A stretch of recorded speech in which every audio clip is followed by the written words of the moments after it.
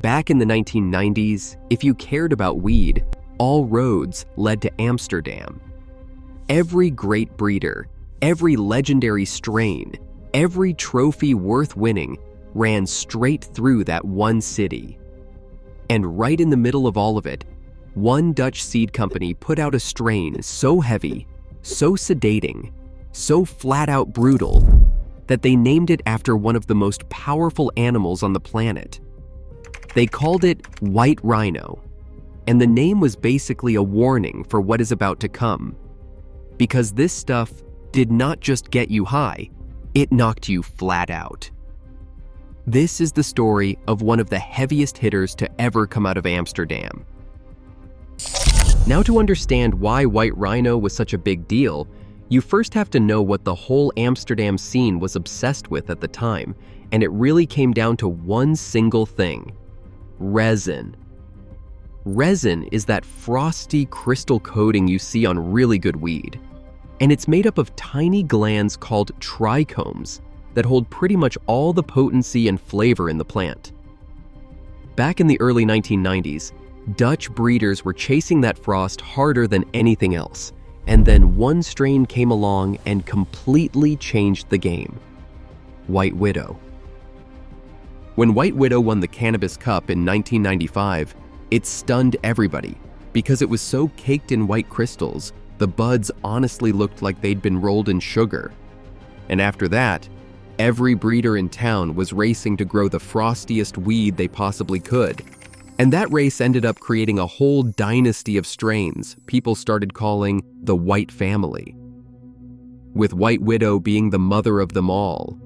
And then came her children, with strains like Great White Shark, White Russian, and the heavy hitter we're here to talk about, White Rhino. White Rhino came out of the Greenhouse Seed Company, which is honestly one of the most famous seed banks that has ever existed. It was started by a guy named Arjen Roskam, who opened his first greenhouse coffee shop in Amsterdam back in 1992, and who is so decorated he straight up calls himself the King of Cannabis, with over 40 Cannabis Cup wins to his name. But a lot of the real breeding genius behind those early white strains came from another man, Scott Blakey, who pretty much everyone in the weed world knows as Shanti Baba. And this is where the story stops being so clear, because who actually created White Rhino is genuinely disputed. Most people credit Shanti Baba as the guy who bred it during his years at Greenhouse in the mid-1990s. But Greenhouse and Arjan have always presented it as a company creation and pushed back on giving any one person the credit. So the real, full truth is something only the handful of people who were actually in that breeding room back then could tell you. What isn't disputed, though, is what happened next, and it's one of the better stories in cannabis history. Around 1998, Shanti Baba had a serious falling out with Arjan, which was basically summed up to be a clash between caring about the plants and caring about the profits.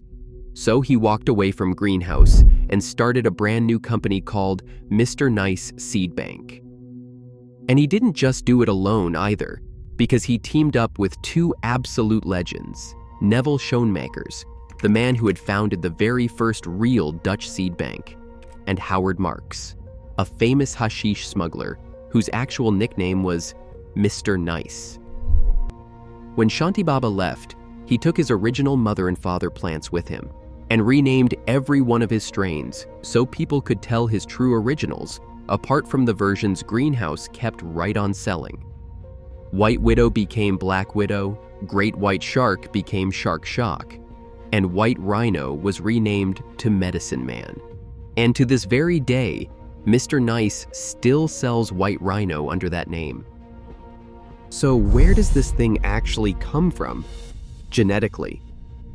At its core, White Rhino is White Widow, crossed with a heavy Afghani indica. And since White Widow is itself a mix of a Brazilian sativa and a South Indian indica, that means White Rhino is this wild blend pulling genetics from 3 different continents at once: Afghanistan, Brazil, and South India, all in one plant. Now, you might also see some sources, especially American ones, list that second parent as a North American indica instead of an Afghani, but the two stories basically land in the same spot, because that North American indica is itself believed to come from Afghani roots anyway. And that heavy Afghani side is really the whole key here, because that's exactly what shoves White Rhino so much further toward the dark, narcotic, knockout end of things compared to its more balanced White Widow mother. That heaviness is also where the name starts to make perfect sense, because it works on two levels at once. The white part is the easy one, since it's the family name, earned by that thick coat of white crystal trichomes that leaves the buds looking frosted over in silver. The rhino part is the clever one, because on one hand, it describes the high, which comes at you like a charging rhino, heavy and powerful enough to flatten you.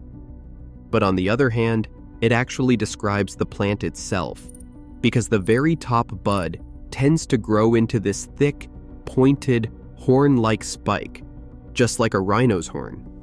So you end up with a white-frosted, horn-headed plant that hits like a charging animal, which means the name pretty much tells you everything you need to know before you even spark it. And once you do spark it, it absolutely earns that heavy hitter reputation. Greenhouse tested White Rhino at right around 20% THC with basically no CBD in it at all. And that detail matters more than it sounds. Because CBD is the compound that tends to soften and balance a high. So without it, the effect comes through raw and intense. Now for the flavor. The flavor is classic old school indica. All earthy, woody, and hashy, with notes of pine and pepper and a sweet, almost fruity-like undertone running underneath. And the terpene leading the charge in this strain is myrcene, that musky, earthy compound most tied to deep, heavy sedation, backed up by the peppery kick of caryophyllene. Now for the high itself, it usually starts with a quick lift of euphoria up in your head, and then it sinks down into this deep, numbing, full-body stone that can pin you right to the couch. And people often warn that it's a bit of a creeper too, taking a few minutes to really land, which catches folks off guard and gets them way higher than they expected.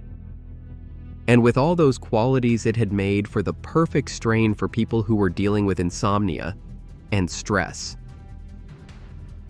Growers loved it too, but for a much more practical reason though, which is that it produces enormous yields. It grows as this short, stout, bushy little plant that pumps out dense, chunky buds completely drowning in resin. And all that resin also makes it fantastic for making hash. But growers weren't the only people who took notice of the strain, because White Rhino racked up some serious wins along the way too. Most notably, taking second place in the bio category at the High Times Cannabis Cup in 1996, and second place again at the Champions Cup in 2005. But honestly, its real fame came less from trophies and more from pure word of mouth, because riding the reputation of the whole white family. White Rhino then soon became a staple of the Amsterdam coffee shop scene, being exactly the kind of strain tourists would seek out by name when they wanted to get truly, deeply stoned while visiting Amsterdam. The legacy of White Rhino ended up running down two different paths, one for each side of that old breakup. On the greenhouse side, the company grew into this massive empire. There were the coffee shops, there was the seed bank that sold these genetics to growers all over the world, and the famous Strain Hunters documentary series, where crews traveled to the most remote corners of the world, hunting down rare landrace genetics. With the heart and soul of that whole operation being a beloved breeder named Franco Loja. And on the Mr. Nice side, White Rhino lived on as Medicine Man, a name that was actually a tribute to the medical cannabis movement, which only deepened its reputation as a serious, heavyweight medical strain. And beyond all that, Its genetics spread far and wide, showing up in the family tree of strains like Blackberry Kush and plenty of others. So when you step back and take it all in, White Rhino is a true classic. One of those old-school heavy hitters that managed to survive the rise of thousands of trendy modern strains and still gets real respect to this day. It came straight out of the golden age of Amsterdam. It was built from genetics spanning 3 different continents, and it was wrapped in a name that promised pure power and delivered on that promise every single time.